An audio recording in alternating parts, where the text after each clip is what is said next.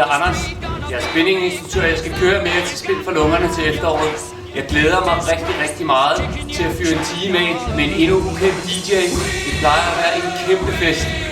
Så når vi ses til efteråret, så vær klar på, du skal træde hårdt, du skal træde hurtigt, du skal træde længe, og du skal svede for at samle penge sammen.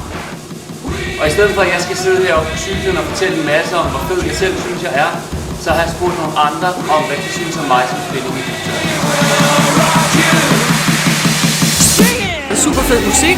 Tip-top. Det var sindssygt hårdt. Det siger jeg også. Sindssygt hårdt. Men det var sindssygt godt. Og sindssygt godt.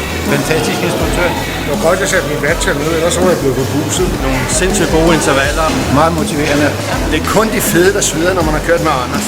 Og så er det altid god musik. Det er en fornøjelse at køre sammen med Anders.